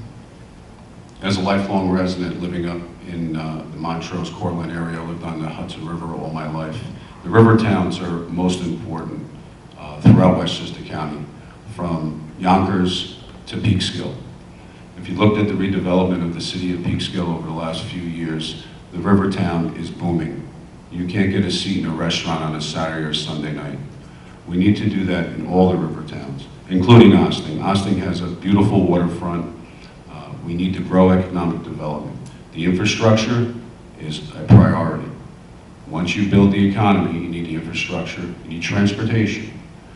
As a county legislator, I'm open to help any river town. I'd be open to any town supervisor, village mayor, city mayor, to come and ask me questions. What can we do? What can I do for you? I am a person that will listen. I will get the funding that's needed, if available. I will also assist in getting the state and federal grants that are needed to make this river towns, from the Yonkers all the way up to Peekskill, a thriving place. And Ossining is on the rise, and I hope I can be a part of that and helping Ossining do that. And I'm looking forward to helping all the river towns in the future. Thank you. Mr. Outhouse, Westchester County is the highest taxed county in the nation. What is your position on this issue? Do you believe the county tax burden can be lowered? What initiatives would you put in place to reach your objectives? Right now, we have a $1.8 million budget. The county taxes remain flat. I propose to keep the taxes as flat as they can be while maintaining essential services. In the future, with the closure of Indian Point and that'll be the telltale sign of where this direction of this county is going to be going in the next few years. So flat taxes today, with the closure of probably one of the worst economic disasters to hit this May I have your county's attention, please? history. The library will be closing in a half hour. Please note that the computers will be shutting down in about 15 minutes. Please save all your work. It's an automatic announcement, unfortunately. I thought it was a fire alarm. Please continue. Again, I want to reiterate that, you know, the county government is going to have to be a watchdog over what's going to happen here. Again, I'm going to stress that we don't know the effects of what's going to happen in Indian Point. So our future, economically and tax-wise in the county, is going to be held at burden until we see the effects. Thank you. Ms. Borgia? So the county government is actually $1.8 billion, and the discretionary part that we have control over that's not a pass-through for state and federal programs is about $548 million. We do have an opportunity to lower taxes with a lot of creativity and political courage if we are able to work with local municipalities and school districts. I think that there's a state program that looks at that required us to have a plan for how we can do shared services, and the county did put together a plan that talked about some what I would call low-hanging fruit. But I think here in the town and village of Ossining, we've seen really good examples of how the sharing of services and consolidation of services and good operation does actually reduce tax burden. So the tax burden is comprised of your school taxes, your municipal taxes, and the county taxes are typically about 18%, 18 to 20% of your tax burden. So what can happen, though, with a regional government taking over some of the services for local governments, which is what some of the local town supervisors and mayors asked us to do, might increase the portion of the circle that is your tax burden, but would reduce the overall tax burden on homeowners. And I think that that should be our goal versus necessarily saying, well, we're just concerned about our specific portion of it. I think when I was the town supervisor, we saw 2 major consolidations which actually did result in 2 tax decreases in the town of Ossining. So there is an opportunity if the county is willing to take a leadership role in this matter to actually shrink the overall tax burden. Well, regarding the county budget, Sure. Describe which issues you believe present the biggest problems to the county and how you might attempt to solve these. Well, I don't know that I would call them problems. I think that we are charged with providing services. I don't know that all of the financial decisions that have been made over the past 8 years have been wise ones, because some of the times that we have sought to close down programs, the portion that the county actually paid for through the county tax levy was small, so our residents are receiving fewer services that are actually paid for by state and federal tax dollars, which of course we pay into as Westchester County residents. We pay state taxes and we pay federal taxes, so I don't know if all of those decisions were wise. What I'm saying is you do have an opportunity to look at things like flood mitigation. That's the thing that impacts a lot of communities. We have a lot of riverfront communities and waterfront communities in the South Shore and the river towns. There's an opportunity to say to local municipalities, you don't have to do all these big projects on your own. They can be done at the regional level. I think there's also an opportunity, speaking of infrastructure, for the county to do a regional sewer repair project. Every municipality faces sewer main breaks. Our systems are old. There is an opportunity to lower the overall cost of these projects by using economies of scale. So I think that's where the biggest opportunity lies, is to do government more efficiently, to do things on a regional level that helps the local municipalities, and working very cooperatively, both down at the local municipal level and up at the state and federal level. Thank you, Ms. Borgia. Thank you. Mr. Outhouse, same question regarding the county budget. Describe the issues that you believe present the biggest problems to the county and how you might attempt to solve these issues. Well, again, infrastructure is a big portion. The incumbent mentioned the sewer water district issues of those infrastructures. We have to reach out to the region. We have to reach out to the state to help us with our smaller communities. along with the county. I was very fortunate in my 38 years to reach out to the state in all levels of the Senate and the Assembly to get bills passed in the fire service. I'd be more than willing to go to bat for any municipality for grants and consolidation of services, if need be, to assist that in the budget. Thank you. Mr. Routhouse, Ossining needs to attract businesses to the area. What can you do as a county legislator to directly affect the ability of the town and village to attract businesses? Attracting businesses is very important of economic growth here in the village of Ossining and throughout the district. What I would propose is to any type of funding that I could get from the county into marketing Ossining to be a place to come and to thrive its businesses and cause that growth to occur here locally. That's probably it. Just an open mind. You know, I'm not a sitting legislator right now. I don't know what I can get, but I can tell you if the mayor or the town supervisor came to me, I'm all ears, I'm a good listener, and I'm a good fighter. Thank you. Ms. Borgia? Ossining needs to attract businesses to the area. What can you do as county legislator to directly affect the ability of the town and village to attract businesses? So I think there's sort of a two-pronged answer, the front office activities and the back office activities. I think really a part of attracting businesses is to make the communities attractive. So I think working to make sure that our infrastructure is repaired, making sure that our housing needs are met, that we have attractive places for people to live, that we work on things like providing housing at various levels, which is something that county partners with the local municipalities to do, and also to make sure that we have transportation opportunities for people who want to work in this community for a long time. Ossining has moved towards becoming, to increasing our transit-oriented development. I think there's an opportunity to increase that work so that there's more facilitation of economic development, people coming into the municipality. I've been working for a number of years with the Sing Sing Prison Museum Committee, for example. The county has a significant role in that. I also had a significant role when I was Assemblywoman Gailiff's Chief of Staff as well as the town supervisor. So I think projects like that are big scale projects that attract people into the community for tourism does also increase the economic development of the community. And then the front office piece, I think, is stuff that I have already been doing, which is to hold forums, to work with the chambers, and to make sure that at a county-wide level we're doing a good job marketing Westchester County, marketing Ossining. I was very sad to see that some of our tourism dollars were restricted in the last budget, because I think actually our Director of Tourism, Natasha Caputo, is a wonderful resource for all the local municipalities. So back office, front office.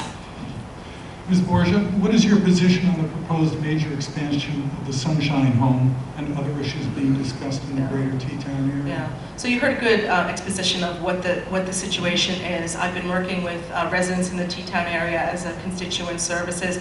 I do want to shout out to Omar Herrera, who I know you've seen as a candidate, but who is my legislative aide and does a tremendous job in addressing constituent issues. So we have convened a couple of meetings. We have met with some of the neighbors in the area. We are also currently working with the Board of Health to look at some of the water issues that they have raised. And we intend to convene a meeting in one of our municipal buildings, either my office or perhaps Town or Village Hall, to discuss some of the expansion of the Hudson Institute. There's some other questions that need to be worked out with that respect to that facility. I do believe that the county has an advocacy role to make sure that all the environmental impact statements are done and done properly. I think it's a little bit politically naive to say that an expansion of a facility of the size that they're promoting would not have economic impacts in a region, that greater T-Town region, which is very sensitive economically. And I think we need to exert some facilitation, I'll say. You know, there's a lot of decisions that get made at the local level, but oftentimes when someone at the county level brings people together to a table, there's compromises to be made, and I think I'm hopeful that we are trying to plan a meeting in the next couple of weeks with respect to the Hudson Institute, and I'm hopeful that that can set the stage for some collaborative work with the stakeholder organizations, the local municipalities, the facilities themselves, and the neighborhood and their concerns. Thank you. Mr. Roundhouse, same question. What is your position on the proposed major expansion of the Sunshine Home and other issues being discussed in the greater T-Town area? Again, it was very well mentioned before. I would be very open-minded to their expansion as long as all the necessary requirements are filed, the SEQA, the environmental impact. It's certainly a need. It is the largest facility in the special needs in the state. I would be open-minded and to have meetings with them and the community, since it's a sensitive area, to see whether or not it's something that should happen, or maybe it shouldn't happen. But I'd be, again, open-minded as long as they file all the necessary paperwork and the infrastructure can hold the expansion. Thank you. We both touched on this subject before, but the Indian Point closure will cause the loss of jobs as well as the market loss in tax revenues in a major area of your legislative district. What are your plans to address these problems? Mr. Roundhouse?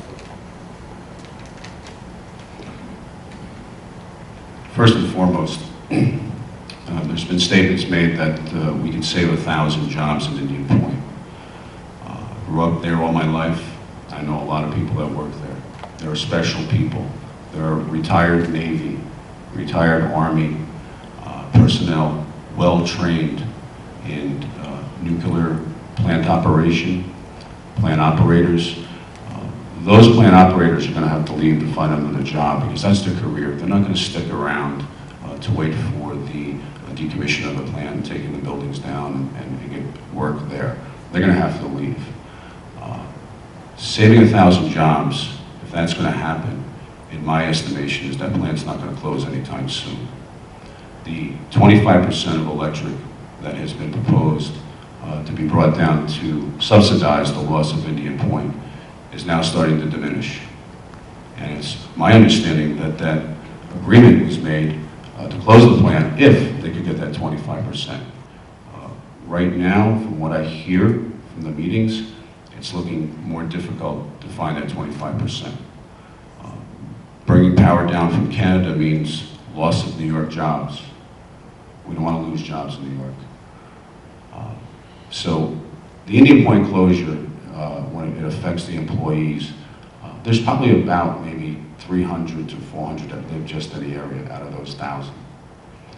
So we are looking at a problem, and Johnny said that's it, but I'm going to tell you that I do believe that we're not going to be able to save 1,000 jobs. Thank you. Ms. Borgia, same question. Would you repeat the question, please? The Indian Point closure will cause the loss of jobs as well as a market loss in tax revenues in an area of your legislature district. What are your plans to address these problems? So some of the things I've already spoken about include, I am working on the state task force along with my colleague John Testa, who represents the physical area of the plant, and I represent the majority of the area surrounding the plant. I think that the most significant thing that we can do with respect to economic loss and job loss is to make sure that we work on an individual basis, which the state has committed to do, to find new areas for these individuals to work. It is true that many of these people have very specialized fields of expertise. We do have other nuclear power plants in New York State that New York State taxpayer dollars are keeping open, and we certainly want anyone who wishes to continue in the field of being a specified nuclear operator to be able to do that in New York State should they want to. However, I think it's more important to create opportunities that maybe are not specifically what they have been doing at the nuclear power plant in perhaps other agencies such as NIPA, which is also a power generation facility that is in the local area, because I would really like to keep people who have been working at the nuclear power plant in the area, because obviously it's their homes, and also they are, very good, solid tax-paying citizens as well as consumers in the area. So I've been working very hard with the local unions as well as several other stakeholders to craft this resolution that I spoke about before that really talks about the specifics of the kinds of services we'd like to see all the employees at Indian Point provide. Entergy has said that they will find a place for everyone who wishes to stay in the company. May I have your attention, please? The library will be closing in 10 minutes. If you have any items you wish to check out, please bring them to the circulation desk now. The library will be open tomorrow from 10 a.m. to 6 p.m. Thank you and have a good evening. However, there will not be in the region, and also we have to think about all of the consultant employees who work at the Indian Point Power Facility. Thank you. And we apologize, of course, for the interruption. Ms. Borgia, the controversy surrounding the immigration issue and the county's role has been a hot topic this year. Please describe your position and how the county may best deal with this issue. Sure. So at the beginning of the year, I looked at some recommendations that were being made by New York State Attorney General Eric Schneiderman about how, with the changing and somewhat chaotic nature of the change of federal immigration policies, how best that local municipalities can work collaboratively with state and federal agencies that they need to work with, while at the same time preserving the rights of the immigrant population in their communities, as well as providing public safety. Because we know that when people are afraid to deal with local law enforcement, that everyone is less safe. If people are afraid to report a crime, that the person who has committed that crime goes on to commit other types of crimes. So I introduced the Immigration Protection Act. We worked very hard with about 300 pro bono hours of immigration lawyers and other types of attorneys who helped us craft a bill that would be completely in line with all federal immigration policies, as well as preserving the 4th, 5th, and 6th Amendment rights of everyone who lives in Westchester County, as well as providing very clear guidelines for any employee who interacts with someone who might have an undocumented status, so that they know exactly what they should do. It provides every single provision to allow for collaborative cooperation with any kind of law enforcement official, both at the local level as well as the state and federal level. And the bill, I think, is to really provide clarity. I was very happy after the measure passed with bipartisan support. The county executive vetoed it. The legislature was 1 vote shy of being able to override the veto. But subsequent to that, I've had a lot of conversations with some of our local law enforcement organizations, including the PBA, who has endorsed me, to make sure that we go through the legislation again, look at if there's any areas of concern for any of our excellent law enforcement officials at the county, that we're addressing those areas of concern. And really, I think that we've had such broad support from the community on this piece of legislation that it's worth giving it another shot, giving it a refresher, making sure we've addressed everyone's issues. Thank you. Mr. Roundhouse, the controversy surrounding the immigration issue and the county's role has been a hot topic this year. Please describe your position and how the county may best deal with this issue. Well, first and foremost, I don't think we need an Immigration Protection Act. And if we did, I'd like to see the facts and the figures of the complaints that were made by the immigrants that are being wronged in Westchester County. Secondly, if we had gotten those and the board was able to look at that, I believe maybe we could have made a decision of, wow, we've got all these complaints, but now we have to do something. But I don't see that out there. I've been a police officer for 23 years. Nobody had to tell me how to speak to anybody, nor did I speak to anybody in a manner which was degrading. I was allowed to ask questions, because a rapport with a person is how you get to know them. In a few minutes, you have to make a decision whether they're a friend or a foe. Those things that a police officer has to deal with on the street with our immigrant population. There was never a time I was told to go find an illegal immigrant, ever. What happens is, plain and simple, when an illegal immigrant breaks the law, they have to go to the criminal justice system. once they reach that system, when they get processed at headquarters, there's certain questions that have to be asked of them. It's the process. It's the same process we go through as citizens. There should be no other rights given to them, and they should follow our laws. And once you become undocumented and you get arrested and you go to the county jail, it really goes to a different level. Not my level. It goes to a state and a federal level. And if the Department of Homeland Security wants an individual that's undocumented, then we should cooperate. It's the law. It's the law of the land. And that's what we're here to follow, law and order. I understand there are issues, and I think that working with the police and community policing for everyone, we can get through this without any other issues. Thank you. Thank you.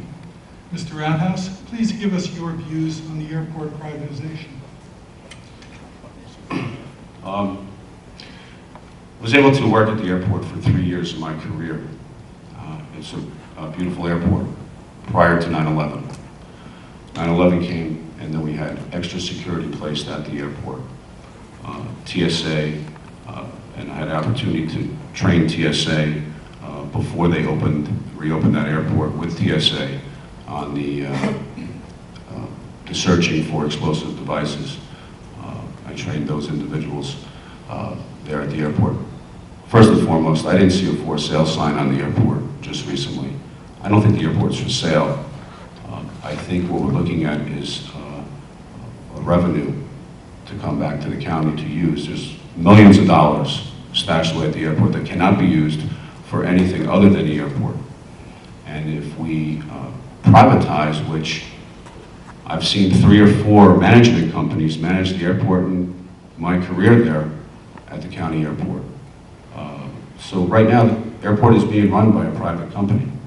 So I think it would be something that I would be open-minded to. I haven't seen or heard any other pertinent deals regarding the airport, just what you hear in the paper and what you see in the papers.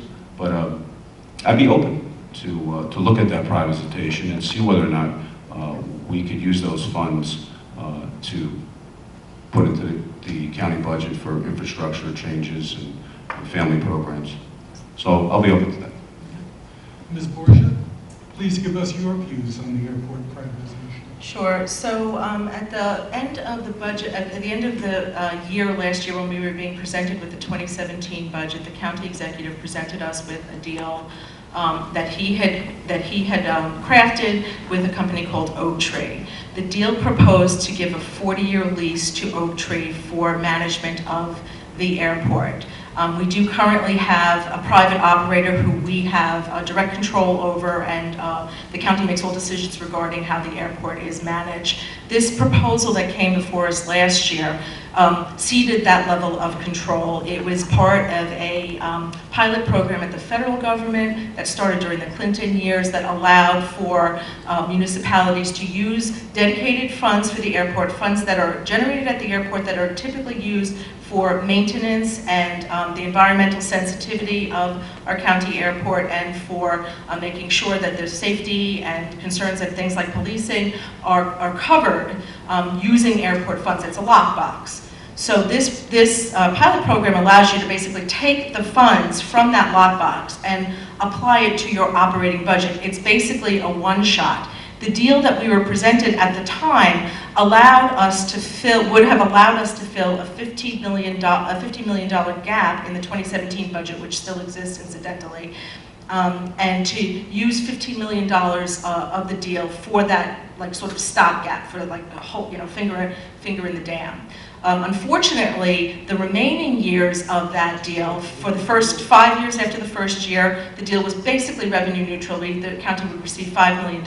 Unfortunately, in the remaining years of that deal, the county would be at a loss because of the operational costs that we would still be responsible for, and we would only be reimbursed for 2 years. So the deal that was presented to us, I think, was reckless and financially imprudent, and that is why, on a bipartisan basis, the Westchester County Board of Legislators rejected it. Now, we are in the RFP process. It's very difficult to talk about deals that we haven't seen yet because no operator has been chosen, but I do think it's such an environmentally sensitive area, and it is a very nice airport, nice feature to have, but we really do have to make sure that this is done in a manner that is fiscally responsible and does not allow that airport to expand, because the neighborhood, the traffic, the environmental issues around that site are quite enormous, and you really have to think about the very long-term implications. Thank you. Thank you.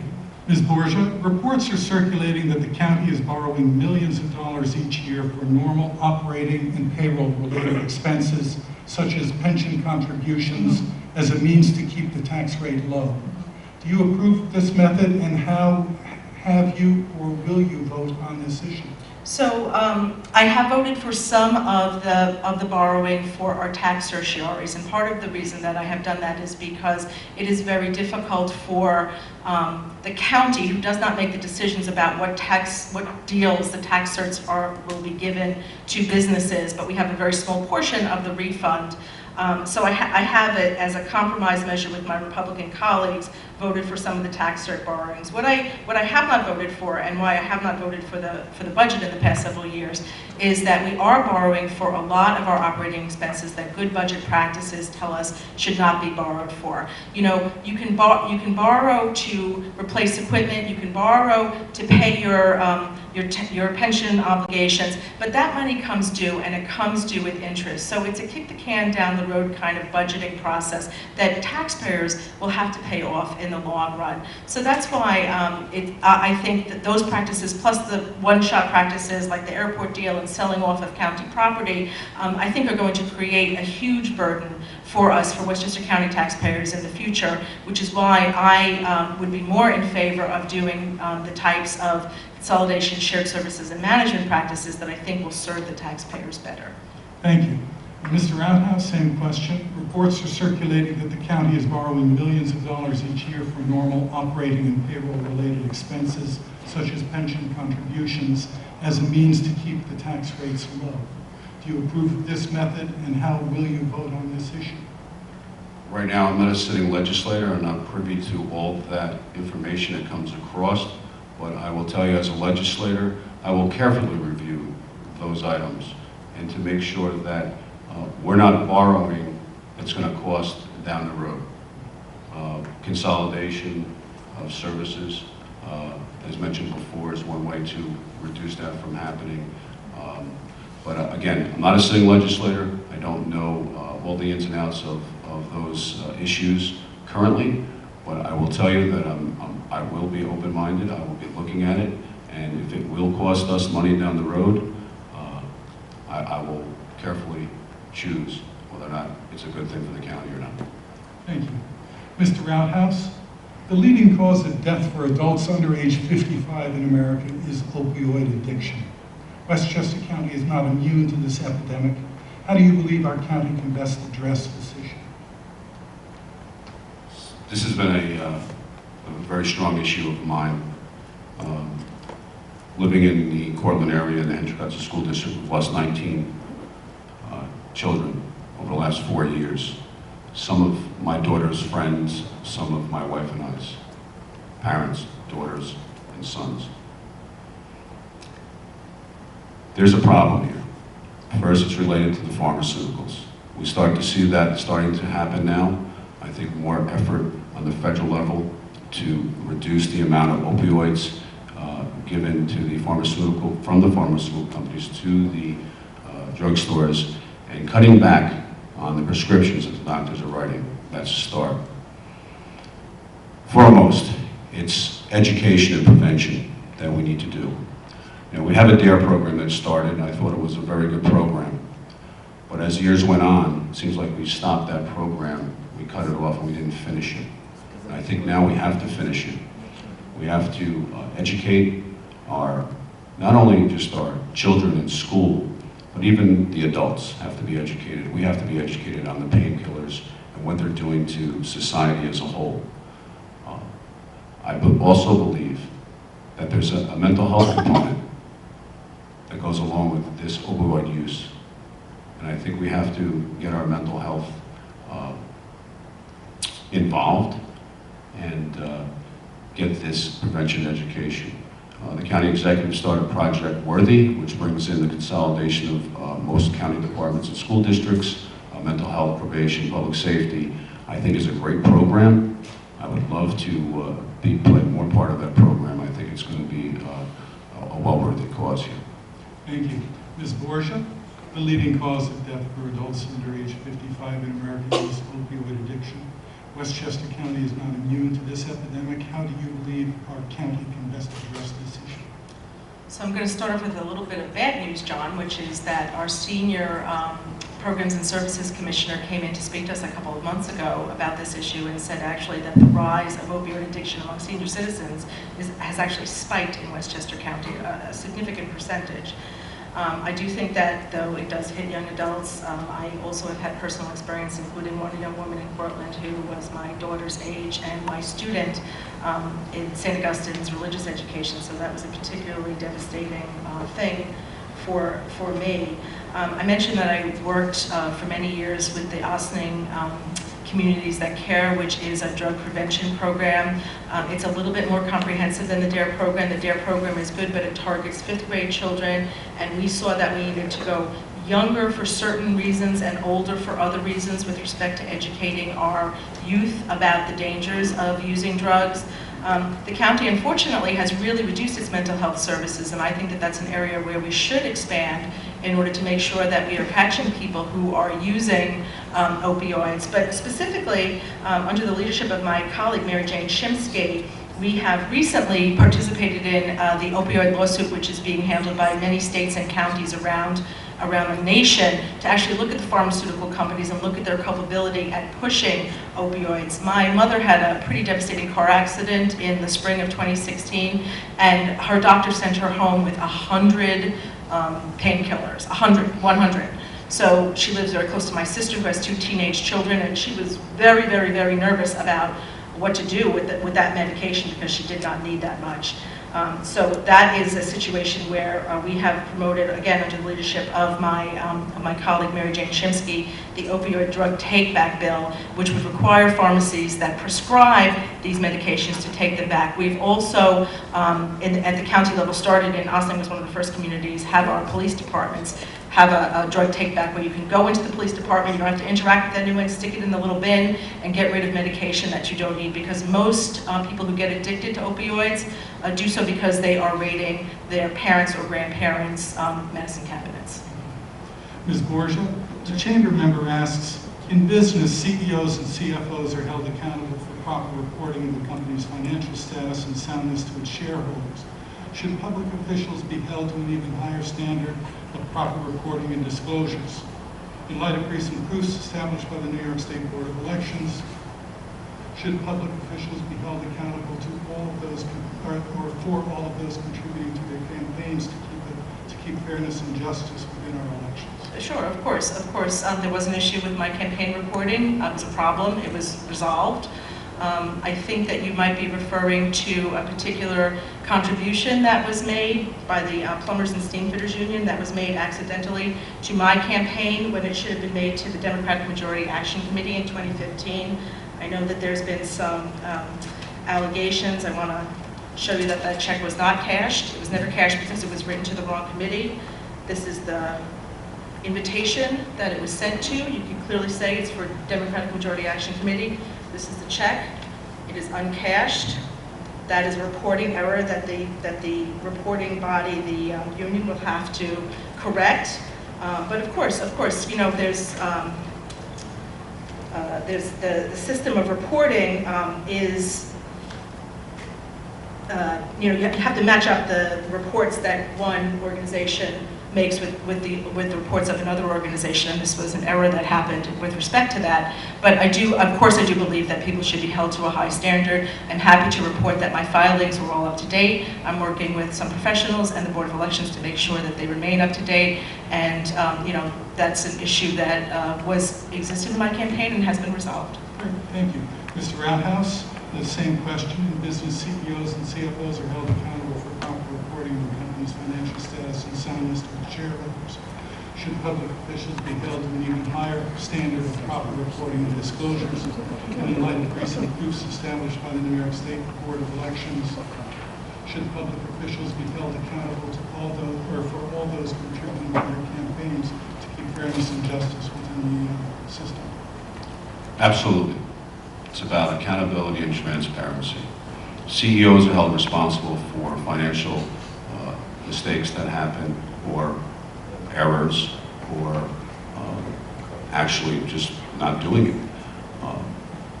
Ms. Borgia brought up the check that was in question. That's one check.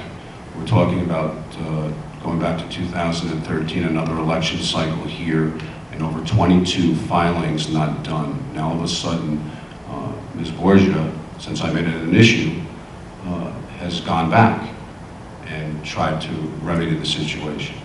The situation should have never occurred. I'm a first-time candidate. I wanted to make sure that my filings are correct and on the money, and when they're due, they're due. And if I make an error, I'll correct that error, but not in 22 cycles. Thank you. A chamber member, Mr. Outhouse, a chamber member asks, what steps have you taken so far, and what steps do you plan to take when in office to help us combat climate change, specifically with regard to reducing our carbon footprint? There's a lot we can do to reduce the carbon footprint. First and foremost, I think all government agencies should take a look at their buildings and their structures by reducing the amount of energy they use, by getting automatic thermostats, light sensors for all their lightings, so when no one's in the room, the lights goes off. The reduction of energy of all the major corporations will help reduce the amount of energy needed from those power plants that are producing them, and thus, reducing the carbon footprint. We can do that at home. The big influx in solar power in our homes. People's meters are turning back. The power company is now paying them. That's great, and we need more of that. We need to get our government, we need to get our businesses, our large businesses that use a lot of electric to do the same. And I think when we can get that to happen, we'll be able to do that. On a final note, when we are losing Indian Point, there's power plants that are going to have to make up that power. The carbon footprint and the state's goal of being 50% green is not going to happen with the emissions that are being put back into the air. So we need to look at that, we need to look at that closer, and I think that we can all do our share as even residents, and by looking at solar and putting those thermostats in the house. I have mine in, and they work great. Thank you. Ms. Borgia, a chamber member asks, what steps have you taken so far, and what steps do you plan to take when in office to help us combat climate change, specifically with regard to reducing our carbon footprint? So of course this was one of my main issues when I served both on the village board and as the town supervisor. In that capacity, I founded Green Ossining, which as you know has been very active in this community in helping residents and businesses reduce their carbon footprints. While I was the town supervisor, I also served on the county's global warming task force, which was spearheaded by our former county executive. Unfortunately, in the past 8 years, that report has been put on the shelf and in fact is no longer even available on the county website, which is a shame because it represented the work of about 40 professionals in the government, in the business, and in the environmental community. There are some things that we can do. I certainly did the energy audit of the town of Ossining so we could implement savings in the municipality. I think those things could happen at the county level too. I spearheaded a project to replace all of our light bulbs in all of our county facilities and on our highways with LED lighting. That has happened over the course of the past 5 years. One of my first pieces of legislation was actually to reduce the requirements for getting licensed to be a solar operator if you were already a plumber or electrician. Those additional requirements to become a solar operator were a little bit onerous, so we were able to reduce that to encourage solar operators in the plan, but there's much, much, much more to be done. My caucus has had several pieces of legislation, including electric vehicles, the use of other types of energy sources, that I think we can do in the future with more leadership. I do have a little bit of good news though. At the state level, the governor has been working for several years on what they call the REV, Reforming the Energy Vision, and the New York Independent Systems Operators at our last state task force meeting on Indian Point did give us a report that said several of the projects that are already underway in construction or being permitted are going to provide a significant amount of electricity for the downstate region. One of the problems that we have in New York State is we have a ton of ability to generate electricity because we have a lot of hydropower. The problem is we have a bottleneck getting it to the downstate. So some of the projects that the state are working on is to increase the ability to transmit electricity downstate, and those do seem to be working well. Obviously, we have to keep on top of them, make sure that they happen, certainly make sure that they happen before New York Independent System Operators will authorize the closure of Indian Point. But I do think we are on the right road. Thank you. And our last question, Ms. Borgia. On November 7th, when we go to the polls, what thoughts will you hope are in the minds of the voters that will differentiate you from your opponent and persuade the electorate to vote for you?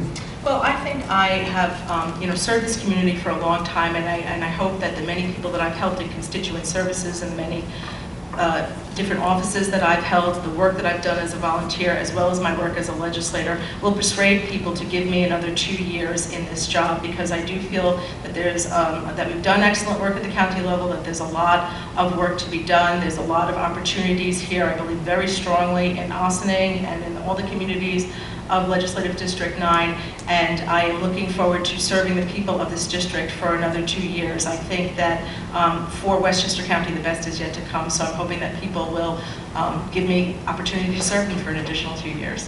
Thank you. And Mr. Rathouse, on November 7th, when we go to the polls, what thoughts will you hope are in the minds of the voters that will differentiate you from your opponent and will persuade the electorate to vote for you?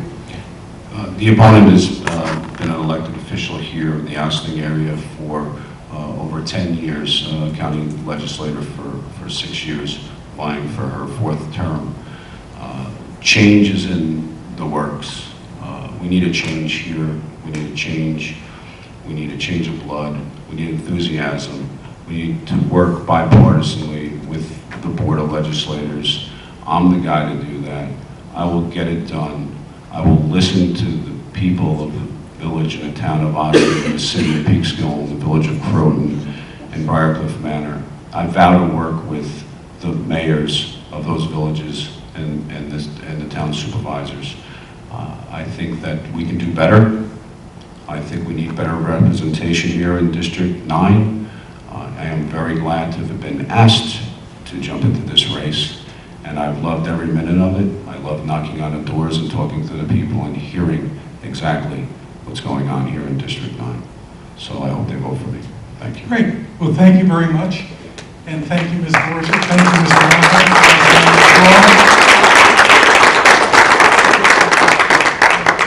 And that concludes our evening. We'd like to thank everyone for attending, and we'd like to remind everyone to vote on election.